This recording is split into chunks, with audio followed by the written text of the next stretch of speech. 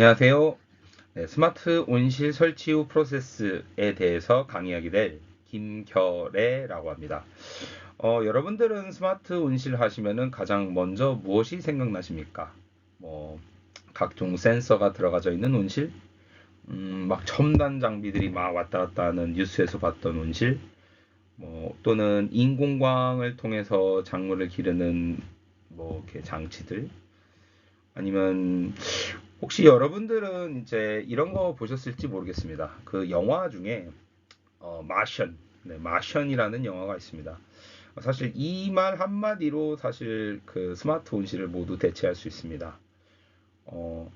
어떻게 식물이 자라는 원리에 대해서 이해하고 있으며, 그러니까 식물 생리를 이해하고 있어야 된다는 것이죠. 식물은 살아 있잖아요. 네. 식물이 살아 있을 때 과연 어떤 온도, 어떤 광, 어떤 습도, 어떤 물, 어떤 영양, 어떤 그 나쁜 제한적 요소들을 받아내면서 그 참 어려운 환경에서도 어떻게 하면 제일 잘 자랄까에 대한 이해를 가장 높게 하고 있는 상태에서 환경을 조성해 주는 것들을 어떤 장치들을 통해서 만들어 줄 수 있을까에 대한 연구가 사실 스마트 온실입니다. 여러분들이 스마트홈실 하면은 막 어려워라기 할 수 있어요. 왜냐면 스마트가 일단 들어가면 굉장히 똑똑해 보이잖아요. 근데 저는 일단 스마트 온실에 대해서 접근할 때, 여러분들에게 꼭 말해주고 싶은 것은 스마트한 온실은 도구입니다. 도구. 네, 하나의 도구에 지나지 않아요. 어떤 도구가 굉장히 똑똑한데 여러분들이 쓰는 스마트폰이 굉장히 똑똑하잖아요. 그로 인해서 여러분들이 다양한 일을 할 수 있고 다양한 일을 할 때도 어떻게 하면 좀 더 쉽게 일 처리를 할 수 있고 하게 될 겁니다. 그때 여러분들은 그 장치를 잘 쓰느냐에 따라서 그 능력치가 바뀌거든요. 사실 스마트폰실도 그렇습니다.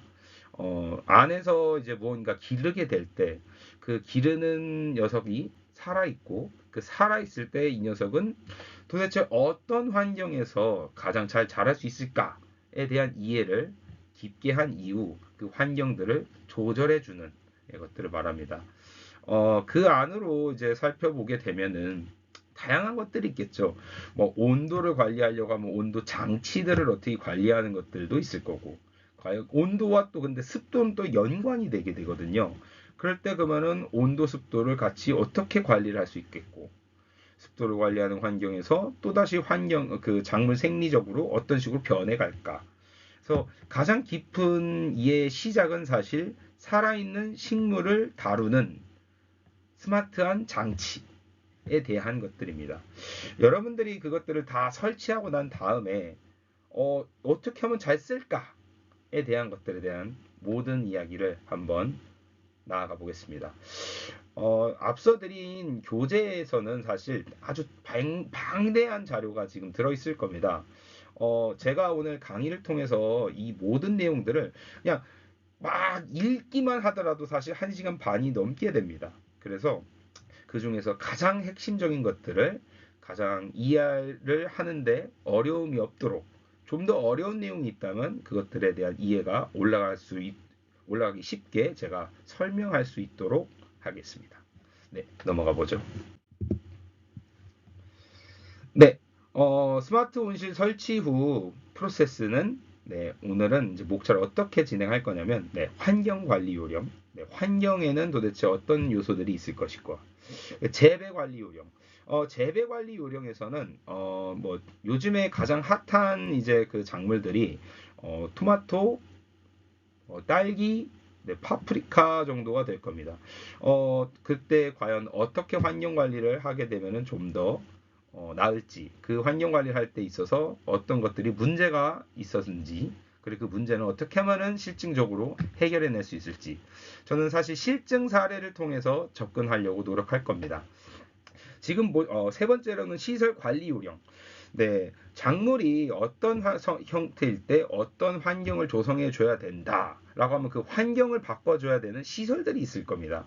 온풍기가 될 수도 있고 따뜻하게 해주는 난방 시설이 될 수도 있고 아니면 좀 더 시원하게 해주는 환기 시설이 될 수도 있습니다.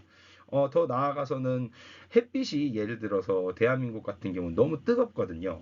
너무 뜨거운 환경에서 과연 우리는 어떻게 하면 그것들을 좀 더 조절해낼 수 있을 스크린에 대해서도 같이 얘기해 보고 싶고, 나중에 이제 그 재배 관리 요령을 넘어서서 식물 생리를 이해하게 되면 CO2, 지금 우리가 사실 그 뉴스에서 많이 듣고 있는 온실가스죠.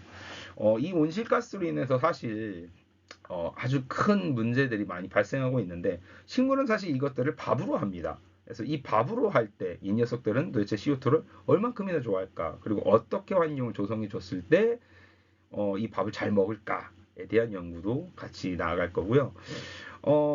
스마트 온실의 가장 핵심이죠. 데이터 관리 요령. 그렇죠. 우리가 이 모든 것들을 관리하고 있을 때 내가 막 손수 막 수기로 해야 되는 것들은 너무 어려워요. 사실 뭐 막 옛날 구시대적 농업이죠. 사실 하지만 요즘의 농업은 데이터를 통해서 모든 것들을 처리해낼 수 있고 자동화 장치를 통해서 좀 더 간편화할 수 있습니다. 그래서 어떻게 하면 여러분들이 농사를 질 때 조금 더 편리하게 환경을 관리하고 재배를 할 수 있으며, 그때 시설은 어떻게 관리해 오고 그를 통해서 관리할 때 데이터는 어떤 데이터를 이용해야 되는 것인지에 대해서 알려드리도록 하겠습니다.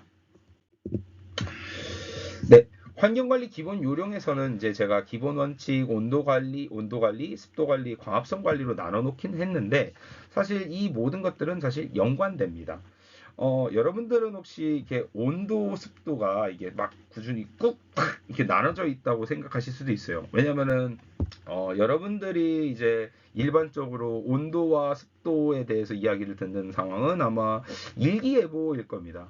근데 일기예보를 듣다 보면은 이게 몇 도, 뭐 예를 들어서 여름철 뭐 주야간 편차가 뭐 이게 봄철에 아주 추운 이제 야간 기온과 갑자기 더워지는 이제 낮 기온으로 인해서 감기를 조심하셔야겠습니다라고 하는 뭐 온도 얘기를 섭씨로 통해서 들어보실 수도 있고, 여름철에 다습하여. 여러분들이 굉장히 온도도 높고 다습하여, 고온 다습하여, 끈적끈적한 날씨를 접하실 수도 있습니다. 라고 들으실 수도 있어요. 그때 근데 그 습도와 온도는 사실 연관이 있습니다. 그리고 그 온도와 습도는 한 번의 관리가 동시에 일어나야 돼요. 연관이 있다 보니까. 사실 그래서 온도 관리와 습도 관리가 따로따로 나눠지는 것은 사실 좀 원치 않는데, 강의를 진행하다 보니 나누게 됐었고, 강의를 통해다 그 강의 교재에는 나눠져 있지만 실제 제 강의 내에서는 이 모든 내용이 연관된다라는 것을 한번 미리 말씀드리고요. 온도 습도 관리를 왜 할까요? 네, 광합성. 식물이 어떻게 하면 잘 자랄까에 대한 연구인데요. 식물이 어떻게 하면 제일 잘 자랄까에 대한 연구는 사실 어떻게 하면 광합성 수치를 올리가에 대한 연구와 같습니다. 그럼 도대체 식물은 어떤 상태에서 광합성을 잘 할까에 대한 접근도 같이 하고자 합니다. 기본 원칙으로는 온실에서 작물을 재배하는 가장 큰 이유는 비가림 등 이제 외부 환경과 이제 막아질 수 있도록 하는 것이 중요합니다. 보호 농업이라고 하죠. 사실 이제 그 환경이 계속 급변하고 있습니다.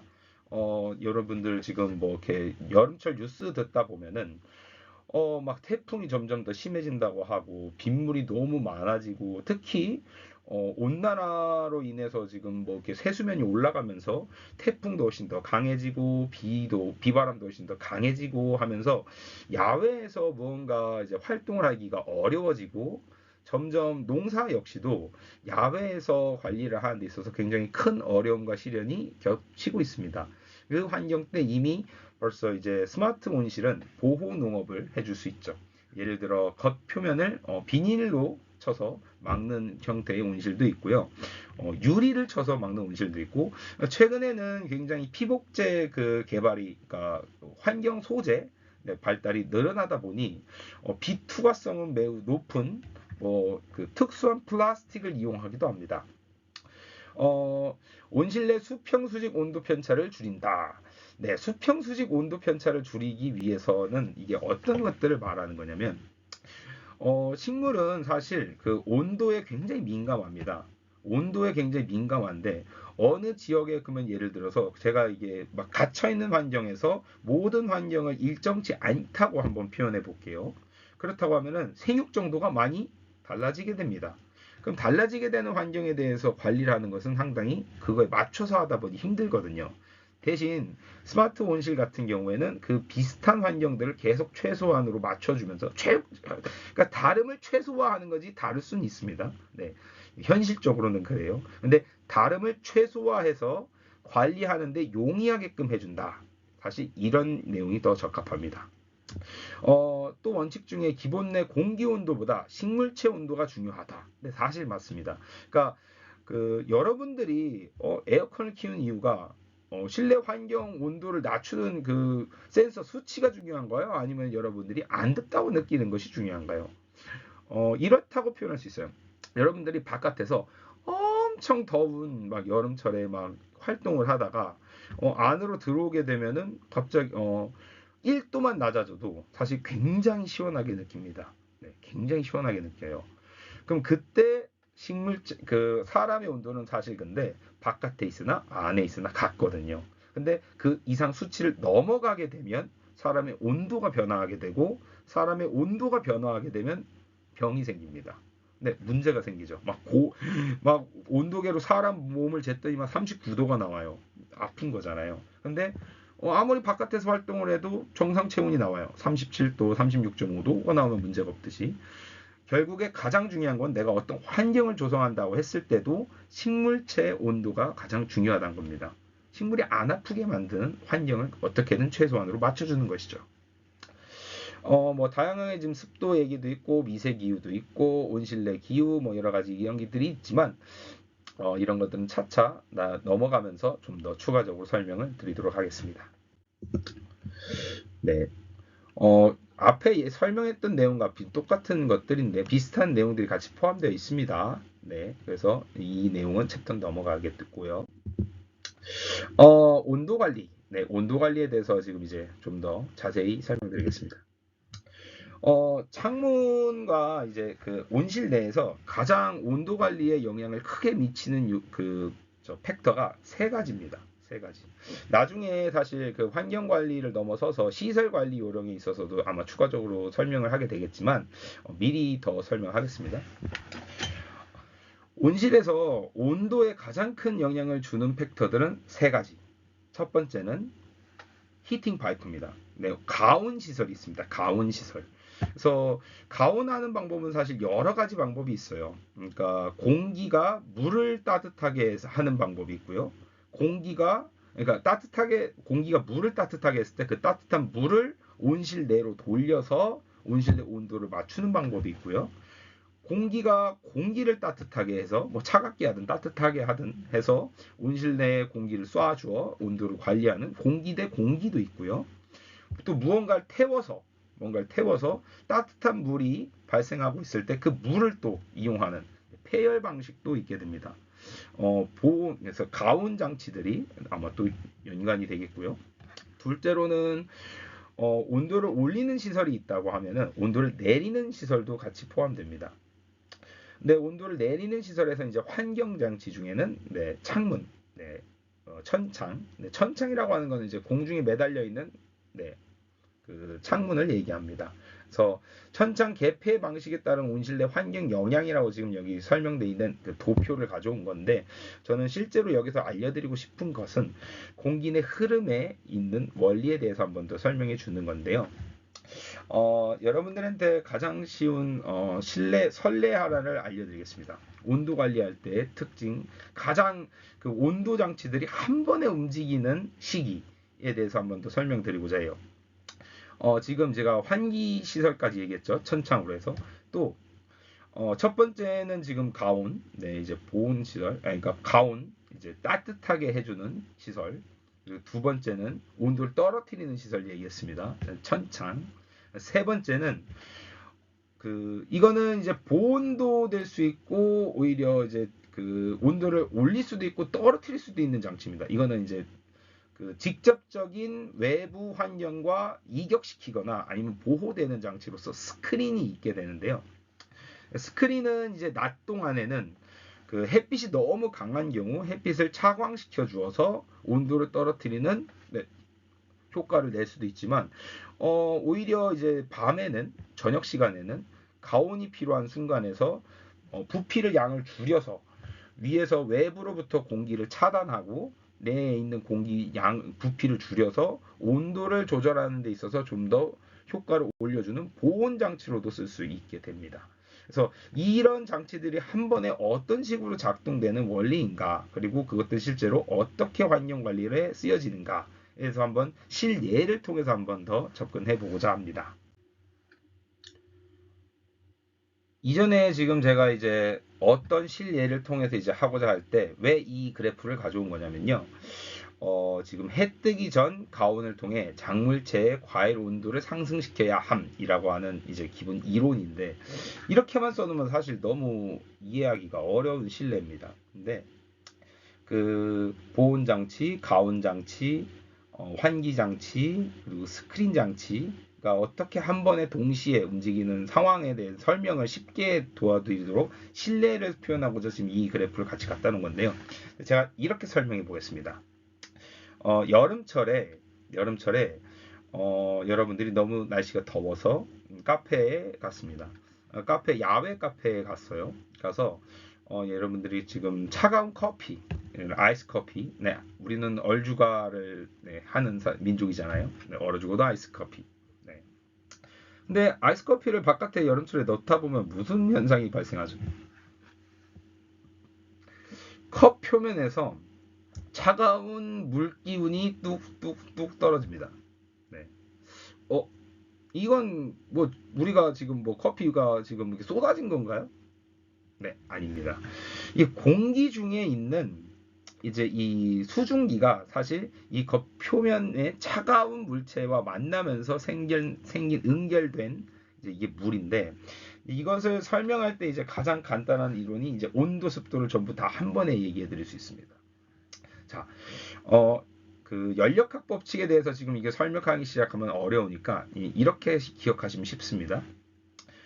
같은 공간 내에 요만한 공간이 있습니다. 여러분들, 요만한 공간이 10도일 때와 20도일 때는 내에 포함해 줄 수 있는 수증기 양, 그러니까 이렇게 표현하시면 쉽습니다. 물의 그러니까 기체 형태, 물의 기체 형태. 물은 기체일 때는 수증기라고 표현하고, 물이 액체일 때는 물이라 표현하고, 얼었을 때는 얼음이라 표현하죠. 고액기라고 표현할 때. 근데 이게 지금 기체 형태로 있는 겁니다. 근데 기체 형태로 같은 공간 내에 포함할 수 있는 양이 온도에 따라 바뀝니다. 예를 들어 10도짜리 여기 표면적으로 굉장히 지금 차가운 물체가 있습니다. 차가운 물체의 옆에 보는 매우 지금 뜨거워요. 매우 뜨겁습니다. 그렇죠. 왜냐하면 아이스 커피는 지금 차갑잖아요. 근데 여기는 바깥에는 아직 공기가 뜨겁죠. 근데 이걸 아주 미세한 환경까지 이렇게 확대해 본다고 쳐봅시다. 이 컵 바로 옆에 있는 공기까지, 그 환경까지, 이 공간 한번 들어가 보는 거예요. 그렇게 되면은 뜨거운 공기가 차가운 공기하고 겹쳐지는 부위가 생기게 될 겁니다. 근데 여기가 너무 급격한 변화겠죠. 이 급격한 변화 때 어느 한 공간은 온도가 높을 때는 수증기를 많이 포함할 수 있는데, 이 공간이, 똑같은 공간이 온도가 낮아지게 되면 수증기를 포함할 수 없게 됩니다. 그러면은 그 많이 포함하고 있었던 수증기가 못 포함하고 있게 되잖아요. 그 차가워지다 보니까. 그럼 어떻게 될까요? 그 수증기는 그 공간에서 바깥으로 액체 형태로 튀어나오게 됩니다. 네. 이것이 사실 비가 내리는 원리이기도 하고, 모든 응결되는 원리는 모두 다 같습니다. 이 원리와 같습니다. 그래서 온도, 습도가 왜 계속 같이 나온다라고 하는 것이 여기서 나오는 거고, 지금 그 설명하고자 했던 이 모든 이론이 저기 보이는 지금 이슬점, 네, 이슬점입니다. 그래서 이슬점은 도대체 어떠한 수증기가 얼마만큼의, 아니 어떠한 공간이 몇 도와 어떠한 온도와 어떠한 습도의 상태에서 온도가 얼마나 떨어지게 되면 물로 퍽 튀어나오게 되나의 점을 이슬점이라고 저희는 표현해요. 그 표현을 왜 지금 설명하고 있는가? 이 말 한마디로 지금까지 설명하는 모든 내용이 다 설명되기 때문입니다. 자, 우리는 지금 다시 봄철로 가보겠습니다. 봄입니다. 봄. 야, 3월이에요. 3월. 3월은 매번 이런 얘기가 나오죠. 감기 조심해라. 주야간 편차가 심하다. 그쵸. 너무 주야간 편차가 갑자기 춥거나 더워지다 보니까. 근데 이제 저희가 한번 온실 안에 있는 열매가 되어 보겠습니다. 온실의 열매가 저는 이제 파프리카로 한번 예를 들어 보려고 합니다. 파프리카는 이렇게 동그랗게 생겼죠. 피망같이. 네, 이렇게 생겼습니다. 근데 파프리카가 이렇게 있을 때 지금 바깥에 해가 쨍 떴습니다.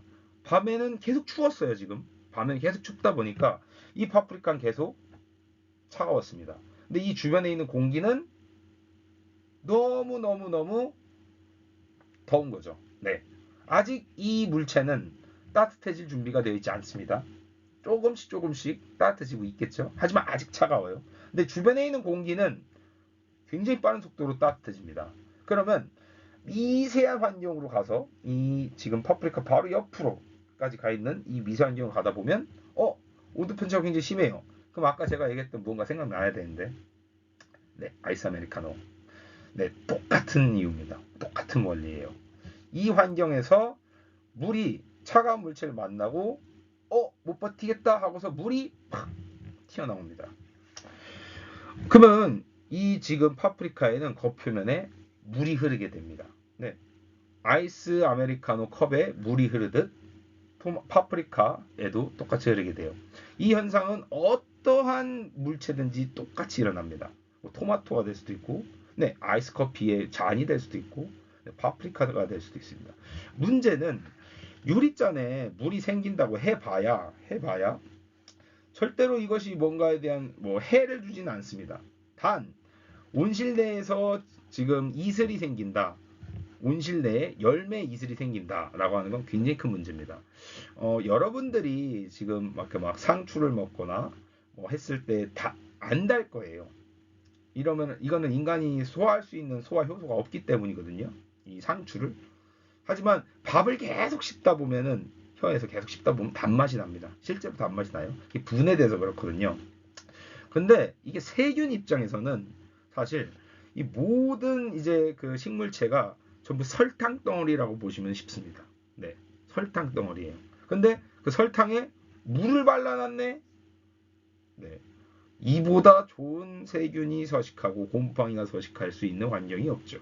네, 그렇기 때문에 조심해야 된다는 겁니다. 그때 우리가 해 뜨기 전 가온을 통해서 과실 온도를 올려야 되는 이유는 급격한 온도 변화를 맞게 되면은 지금 온실 온도가 너무 빨리 올라가게 되다 보면 아직 준비가 안 돼 있는 과일이 결로가 생기겠죠. 네. 그 결로를 막아주기 위해서 해가 뜨기 전에 미리 서서히 온도를 올려놓게 되면 공기 내 수증기, 지금 작물 온도, 그 열매 온도도 같이 올라가져 있겠죠. 그러면 그 이슬점을 만나지 않게 된다는 얘기가 됩니다. 그 정도의 온도 편차가 나지 않게 된다는 얘기예요. 그것이 핵심입니다. 그래서 과실의 결로를 발생시키지 않기 위해서 해 뜨기 전에 그 온도를 관리해 주는 것. 한 번 더 나아가 보겠습니다. 지금 근데 온도를 안 되는 정도로 지금 관리가 안 되는 정도까지 관리는 되었습니다. 지금 관리는 되었어요. 근데 온도는 여전히 충분히 높죠. 온도는 충분히 높은 환경이 되다 보면 작물 같은 경우에는 햇빛도 받아들였다, 날씨도 따뜻해졌다라고 느끼면 첫 번째로 무슨 활동을 하느냐? 물을 빨아먹습니다. 네. 물을 빨아먹고 이제 입 밖으로 계속 뱉어내는 증산이라고 하는 식물 생리 활동을 시작하는데, 그 식물 생리 활동을 하고 있을 때 활동을 계속 하고 있을 때 밤 동안에 계속 온도가 낮았죠. 온도가 계속 낮았다는 얘기는 상대적으로 온실 내의 습도가 높다는 얘기와 같습니다. 아까 제가 말했잖아요.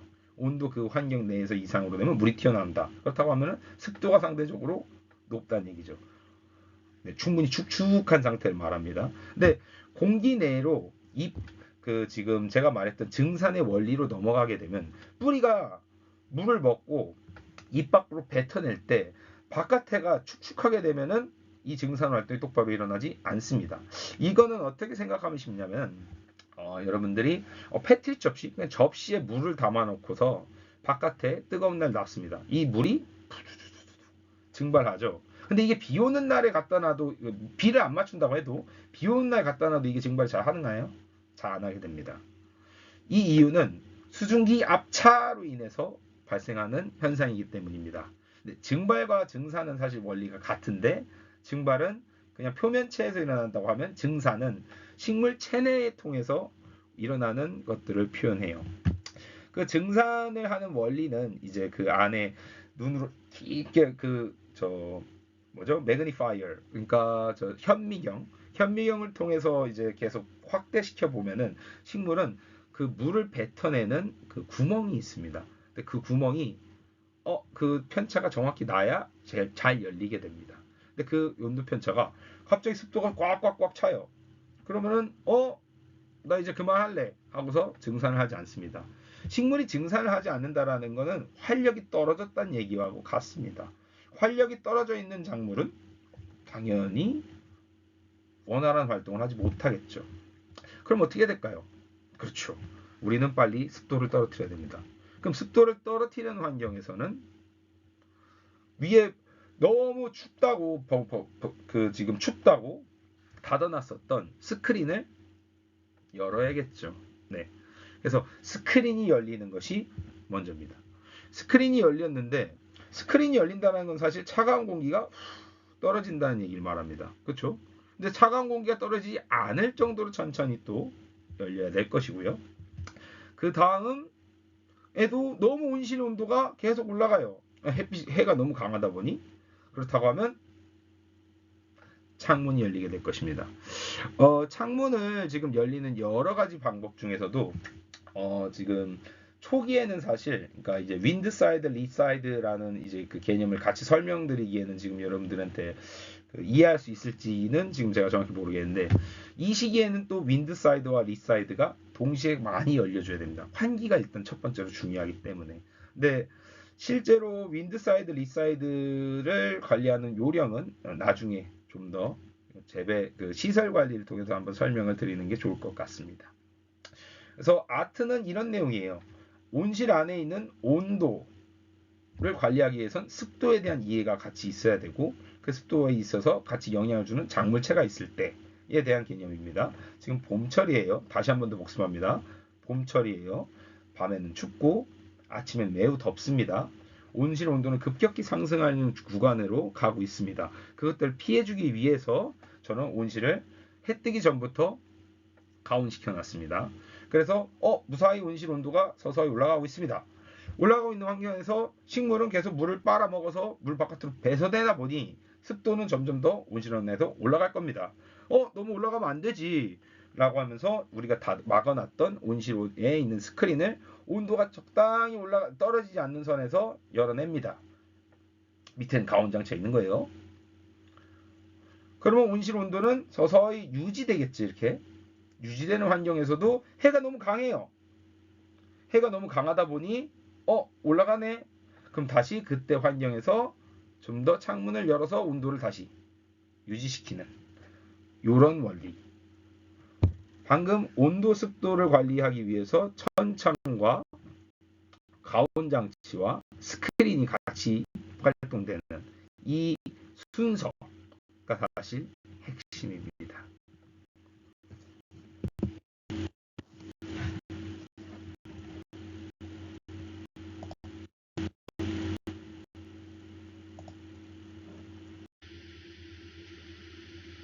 네, 지금까지 계속 이전의 실내로 이제 어떻게 온도 관리를 하고 어떤 장치들이 쓰여지고 하는 거에서 실내로 이제 접근을 했었다면, 지금 사실 이와 보이는 지금 이 환경 설정 같은 경우에는 이제 컴퓨터 세팅과 좀 더 연관이 됩니다. 컴퓨터 세팅을 할 때 가장 중요한 것 중에 하나는 이제 기간별로 온도의 흐름을 이제 주는 것인데요. 이제 이 온도의 흐름을 주는 것에 대한 이해를 하기 위해서는 사실 RTR이라고 하는 이제 Radiation Temperature Ratio. 그러니까 이게 무슨 소리냐? 온도가 올라가는 상황에서 그거에 상충하는, 온도가 올라가는 것이 아니죠. 네, 그러니까 광이 올라가는 상황에서 온도를 맞춰주는 것을 설명하는 것입니다. 작물은 이게 좀 특이한데요. 이제 식물체의 경우, 그러니까 하나의 실내를 설명해 드리겠습니다. 이제 같은 온도에서 상대적으로 같은 온도에서 광이 강해지면 작물은 영양생장합니다. 영양생장이라 함은 좀 더 줄기, 잎, 뿌리와 같이 이제 그 생식기관, 이제 꽃과 열매를 말하는 것들보다는 좀 더 자신의 몸을 비대시키는 기관의 것들이 좀 더 많이 생성하게 되거나 그쪽으로 더 영양이 많이 가게 되는 그 생장을 영양생장이라고 하고요.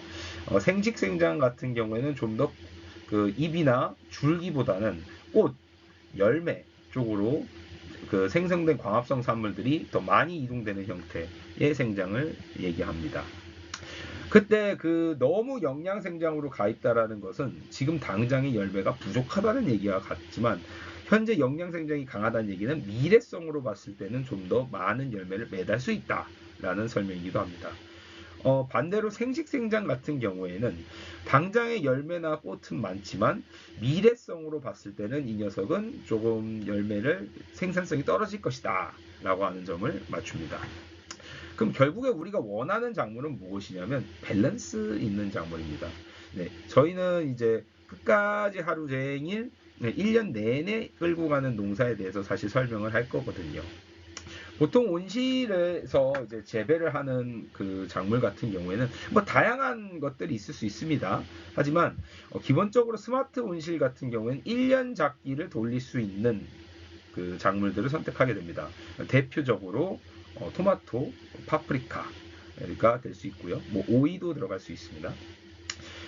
그런 것들에 대해서 이제 정확히 그 이 녀석들의 그 생리를 이해하는 상태에서 그러면 광이 강하네? 그럼 그거에 가장 적절한 온도는 무엇일까? 라고 하는 환경을 같이 조성해 줘야 될 때 그 환경에 따라서 예를 들어 낮도 아침 그리고 정오 그리고 해가 저무는 기간 밤이 오기 전 한밤 이렇게 해서 온도의 흐름이 계속 바뀌잖아요. 왜냐하면 태양은 죄송합니다. 태양은 태양 광선을 통해서 모든 것들을 따뜻하게 만들어낼 수 있는 방사열을 내뿜거든요. 근데 그 방사열이 떨어지게 되면 당연히 온도가 내려가게 되니까. 그러면 옷에 따라 그 광이 얼마나 세는가에 따라서 온도를 또 근데 맞춰주게 될 텐데 그 광이 너무 지금 이 상대적으로 있을 때 온도만 너무 올라가 버리게 돼도 작물은 또 반대로 너무 약해질 수 있습니다. 네. 그래서 작물을 잘 기르는 환경은 광과 온도의 비율을 맞출 때 시기에 따라 시간에 따라 잘 맞출 수 있는 것이 매우 중요하다라고 하는 표입니다.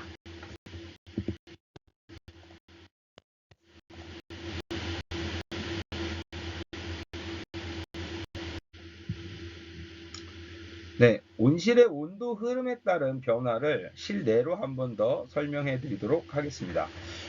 아침에는 지금 이제 막 해가 떠오르죠. 아침에 막 해가 떠오르는 기간에는 정오의 온도를 맞추는 것이 맞을까요? 아닙니다. 아직 광이 낮잖아요. 그럼 그에 해당하는 온도를 맞춰주게 됩니다. 그래서 광이 올라가는 거에 맞춰 온도도 서서히 올라가게 됩니다. 하지만 아침에 광이 항상 좋은가요? 흐리고 비가 올 수도 있잖아요. 그렇죠? 그 시기에 맞춰서 그러면 광이 안 좋네? 라고 하면 그 온도만큼 할당해서 낮춰줘야 됩니다. 그 온도 세팅이 정확히 돼 있지 않은 상태에서 무조건 나는 무조건 이 온도를 줄래? 라고 세팅을 주게 되면 광은 낮은데 온도만 올라가게 되는 세팅이 설정될 수도 있습니다. 그렇게 되면 어떻게 될까요? 이전에 설명드렸듯이 상대적으로 광이 있을 때 온도가 올라가게 되면 작물은 도장하거나 약해질 수 있게 됩니다. 네. 그럼 기식이 같이 낮춰줘야 되는데 잘못된 세팅으로 인해서 작물이 망가질 수 있겠죠. 자, 그러면 이제 날씨가 좋은 날로 예를 들어보겠습니다. 날씨가 좋은 날, 정오로 올라가고 있습니다. 11시 반 이쯤 됐다 쳐보죠. 네. 그러면 온실의 온도는 이제 충분히 최고조로 올라가야 합니다. 왜냐? 맑은 날 11시, 11시 반은 이미 광이 최고조로 올라가고 있는 시기이기 때문이죠. 근데 그 온실이라고 하는 것은 여러분들이 들어가서 이제 직접 환경을 안 겪어보셨을 수도 있지만 굉장히 뜨거워질 수도 있습니다. 왜냐? 갇힌 공간에 열이 계속 받아지고 있거든요. 그래서 그 온도를 오히려 맞추기 위해 창문을 여는 세팅도 맞추게 됩니다. 여기서 가장 중요한 점은 광이 어느 정도로 올라가고 있을 때 온도도 그의 상중에서 올라가야 한다. 광이 낮다면 온도도 상중에서 내려가야 한다. 라고 하는 세팅이란 겁니다. 그러면 실제로 환경 컴퓨터를 세팅해야 한다면 과연 비 오는 날로 기준으로 하는 것이 맞을까요? 맑은 날을 기준으로 하는 것이 맞을까요? 무조건 비 오는 날을 기준으로 세팅을 잡아놓고 광값에 따라 어느 피리어드는 그만큼의 온도를 상중에서 올려라 라고 하는 세팅이 필요하게 되는 겁니다. 이것이 매우 중요합니다. 가장 핵심입니다. 온도 세팅에 있어서 가장 핵심은 비 오는 날을 기준으로 온도를 기본 설정을 해놓고 광에 맞춰 그 온도가 적당히 올라갈 수 있도록 하는 세팅. 그래야만 광과 온도의 비율을 맞출 수 있게 되는 것을 설명하는 겁니다. 네, 앞서 드렸던 설명이 지금 하나의 도표로 설명해 드릴 수 있을 것 같습니다. 기본적으로 광량이 증가함에 따라 온실내 평균 온도를 높인다. 광량이 낮으면 평균 온도도 따라서 내린다. 근데 여기서 그 핵심 포인트가 하나 있습니다. 그러면 이게 모든 시기에 다 그럴까요? 작물은 씨앗에서 열매가 되고 씨앗에서 열매가 한 번에 되진 않죠. 씨앗이 발아하여 새싹이 커나가면서 어느 정도 기간이 지나가게 되면은 생식기관, 꽃이라든지 열매라든지 하는 기관을 갖게 되고 그 다음부터는 연속적으로 많은 것들을 생산해냅니다. 이건 기본적으로 이제 온실내 작물에서 이제 파프리카를 예를 든 거긴 합니다. 파프리카 토마토 역시도 그래요. 어느 시기가 되면 영양 생장과 생식 생장을 조절해낼 수 있는 것들이 같이 동시에 탄생하기 때문에 조절해 줘야 됩니다. 이때 RTR을 도대체 어떻게 관리하는 것이 좋을지에 대해서 저희는 계속 연구 중이라는 것을 이 도표를 통해서 보실 수 있을 것 같습니다. 광합성 관리의 이제 CO2에 관련된 얘기를 나아가 보고자 합니다.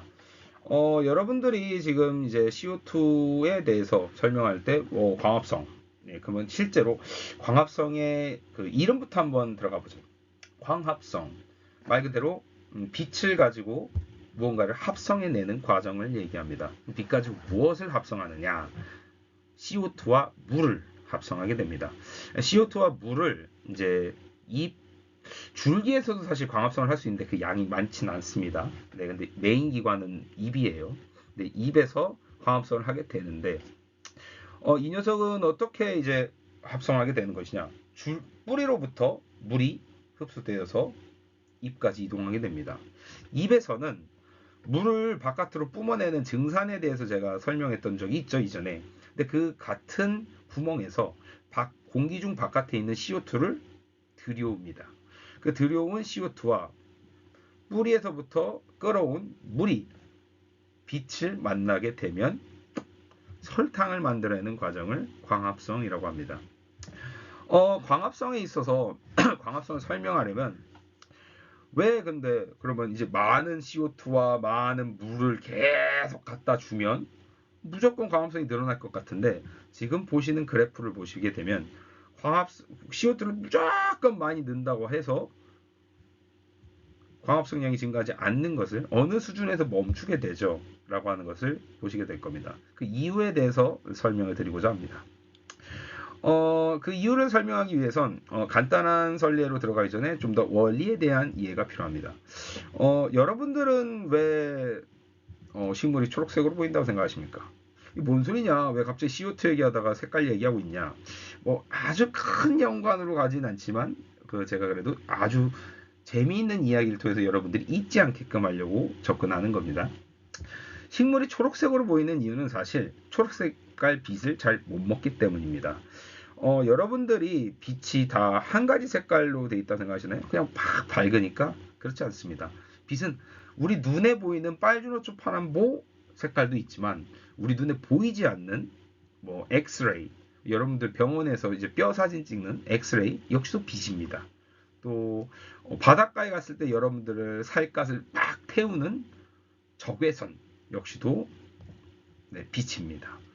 그 빛 중에서도 유난히 빨간색과 파란색깔 빛을 네, 더 선호하고 좋아합니다. 그것들 빛을 통해서 먹고 대신에 초록색깔 빛 같은 경우에는 이 녀석이 잘 먹질 못해요. 그럼 이게 무슨 소리냐?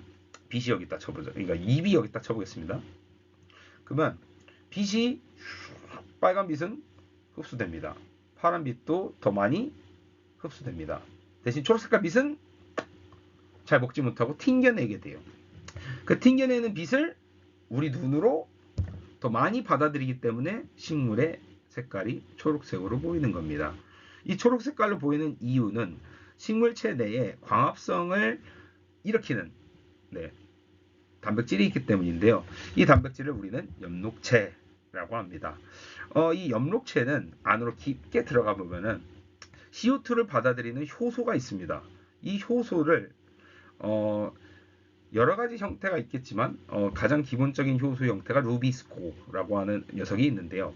이 루비스코가 CO2를 받아들이게 되면 이 루비스코가 CO2와 결합하여 광합성에서 설탕을 생성하게 되는 과정을 겪게 됩니다.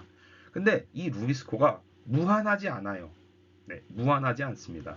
평상시에 그리고 산소하고도 아주 잘 만납니다. 그래서 CO2 함량이 높아지면 높아질수록 루비스코가 CO2를 만날 확률이 높겠죠. 근데 어느 수준을 넘어서게 되면 루비스코가 그 양에 맞출 수 없을 정도가 되기 때문에 점점점 광합성률이 더 크게 증가하지 못하고 떨어지게 되는 겁니다.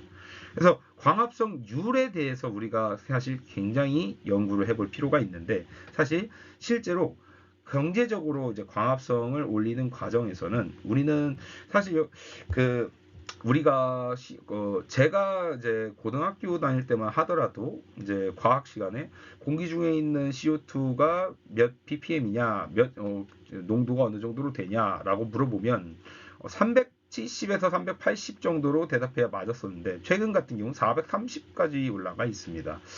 지구 온난화가 확실히 이산화탄소가 많은 영향을 준다는 걸 깨닫는 건데 번외로. 근데 식물 같은 경우에는 이 퍼센테이지가 300에서 400, 400에서 500 증가하는 수준으로 갈 때는 굉장히 크게 광합성률이 변화하는 것을 그래프를 통해 보실 수 있을 겁니다. 하지만 이것이 700 이상으로 넘어가는 수준에서는 증가율 곡선이 굉장히 떨어지게 됩니다. 그래서 실제로 온실 내에서는 보통 700 ppm을 맥시멈 포인트로 해서 경제적으로 높일 수 있는 수치다라고 합니다. 보시는 그래프 같은 경우는 CO2를 통해서 좀 더 진보된 형태의 이제 온실 관리법 중에 하나인데요. 이거는 특수한 경우라기보다는 이제 CO2를 아주 많이 높였을 때 어디까지 광합성이 증가될 수 있을까에 대한 내용도 우리가 이전에 봤다면 이것이 입의 온도와 연관돼서 또 같이 연관되는 그래프입니다. 이 그래프가 무엇을 설명하는 것이냐면 간단하게 설명하면 온도가 아주 높은 상황이 되면 사실 작물은 그것을 견딜 수 없게 됩니다. 너무 자기 항상성을 맞추는 데 있어서 문제가 생겨요. 대신 온도가 아주 높은 상황이 됐을 때 CO2를 그 이상으로 충분히 줄 수 있게 되면 광합성이 더 증가할 수 있더라 라고 하는 그래프입니다. 이게 그렇다고 하면은 우리가 이상적으로 작물을 정말로 잘 기를 수 있는 온실이 실제로는 최대한 온실을 닫고 온도를 높이면서 CO2의 농도를 일정 수준까지 더 훨씬 더 높일 수 있다면 그것을 유지해낼 수 있다면 광합성률은 훨씬 더 올라갈 수 있다는 것을 설명합니다. 단 이러한 이론은 32도라고 하는 지금 여기 수치로도 나오고 있죠. 근데 사실 대한민국 여름철에서 32도로 온실내 온도를 계속 항상성으로 유지해내서 할 수 있다는 건 굉장히 현대화되어 있는 온실이지 않은 이상은 실제로 많은 현실성이 없을 수 있다는 것을 같이 알고 있으셔야 됩니다. 그래서 지금 이 그래프만 보고 여러분들이 혹시 지금 농사하고 있는 현장이 뭐 단동 하우스다, 그것보다 훨씬 더 낮은 뭐 비닐 연동 하우스다 라고 하는 곳에서 지금 이 이론만 가지고 접목하다 보면 굉장히 큰 문제가 발생할 수 있습니다.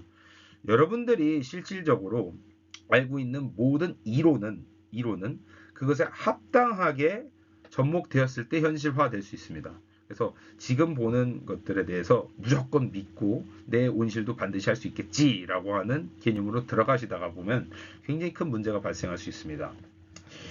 이 이외에도 다양한 이론들이 있을 거고 실질적으로 많이 온실에 쓰여지는 이론도 많습니다. 지금 이 이론도 쓰여집니다. 단 내가 그 이론을 실현화할 수 있는 장치를 정확히 갖고 있는지 안 갖고 있는지에 따라서 문제가 굉장히 다르게 발생할 수 있기 때문에 이론을 접목시킬 때는 항상 내 현실화 가능한가 아닌가에 대해서 정확히 이해하시는 것이 매우 중요하겠습니다. 지금 보는 도표에서는 제가 설명드리고 싶은 것이 저 기공입니다. 아까 이전에도 계속 말씀드렸듯이 기공은 두 가지 역할을 합니다. 뿌리에서부터 물을 빨아들여서 입으로 바깥으로 내보내는 구멍이기도 하지만 공기 중으로부터 온실 안으로, 그러니까 온실 안이라네, 작물 안으로 CO2를 들여보낼 수 있는 구멍이기도 합니다. 그럼 이게 무슨 얘기냐? 기공은 항상 열려 있고 증산이 원활할 때 CO2의 흡수도 원활하다라고 하는 내용이 되겠습니다. 그래서 여러분한테 계속 설명드렸던 것이 옆온이 공기 중의 온도보다 훨씬 더 중요하다. 옆온에 의해서 기공이 여닫힘이 바뀔 수 있거든요. 이러기 위해선 식물에 대한 깊은 이해가 필요합니다. 사실 기공을 당장 닫는다고 해서 여러분들이 볼 수 없습니다. 네, 당장은 볼 수 없어요. 하지만 시간이 20분 정도, 30분 정도 지나게 되면 시들어가는 듯이 보이죠. 하지만 시들어같이 들어가는 그 작물에서 물을 주게 되면 바로 살아나는 작물도 여러분은 보셨을 거예요. 많이 보셨을 겁니다. 단, 여러분들한테 이 사진을 강조하고 싶은 이유는 다른 시기에도 기공은 닫힐 수 있음을 설명해 드리고 싶습니다.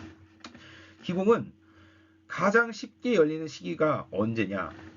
상대 습도로 따지면 65에서 80% 정도로 돼 있을 때고요. 압력 단계로 얘기하자면 4에서 6 정도 되는 VPD를 가질 때 굉장히 베이퍼 프레셔, D가 아닙니다. 베이퍼 프레셔를 4에서 6 정도로 가지게 될 때 가장 기공이 쉽게 열려 있게 됩니다. 온도와 습도를 정확히 관리하지 못하는 상태에서는 작물의 기공이 계속 못 열려 있게 된다는 얘기죠. 사실 광합성을 극대화한다 이퀄 기공을 계속 열려 있게 한다 라고도 말할 수 있고, 기공을 계속 열려 있게 하기 위해서는 식물에 대한 이해를 해야 될 것이며, 그 이해 속에서는 이렇게 생각해 보죠. 굉장히 식물이 지금 물이 부족합니다. 그럼 체내에서, 뿌리 내에서 물이 부족하기 때문에 자기 체내에 있는 물도 부족하게 될 것이고, 물을 더 뺏겠다면 자기가 죽게 생겼어요. 그래서 기공을 닫아버릴 겁니다. 그럼 이거는 살고자 하는 과정이에요. 그럼 이 과정에서 물을 부었을 때 당연히 더 좋게 살아날 수 있습니다. 근데 반대의 경우도 있습니다. 공기 중에 있는 습도가 너무 높게 되면 기공이 열릴 필요가 없게 됩니다.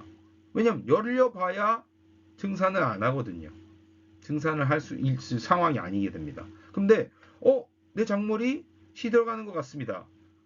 지금 증산이 원활하지 않기 때문에 작물이 멀쩡하지 못한 경우거든요. 이 경우에 착각하고 물을 더 준다라고 하는 것은 정말 최악의 방법으로 가는 상황입니다. 많은 농가가 사실 이 점을 간과합니다. 무조건 시들어가는 나무를 물을 주면은 살아난다? 그렇지 않습니다. 절대 그렇지 않습니다. 그 상황이 됐을 때 과연 증산이 원활히 일어나지 않는 이유는 무엇이고, 그 증산이 일어나지 않을 때 과연 근권부 환경은 어떨까?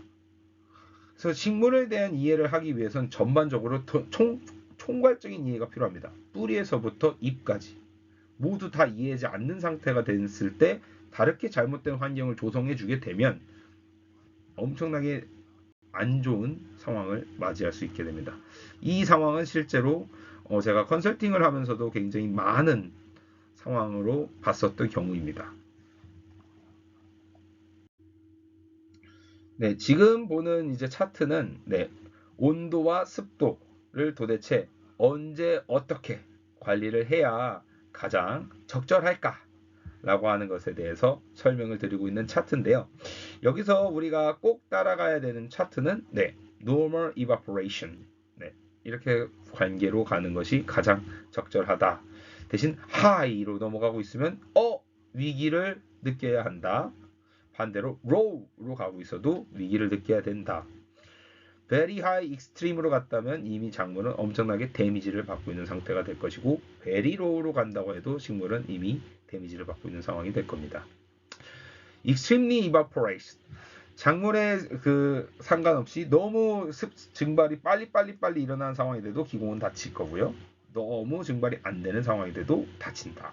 닫혀 있는 상태에선 광합성을 원활히 할 수 있는 요소가 되는 CO2를 먹을 수 없는 환경이 된다. 물의 이동도 제한되게 된다. 라고 하는 것을 다시 한 번 더 강조드립니다.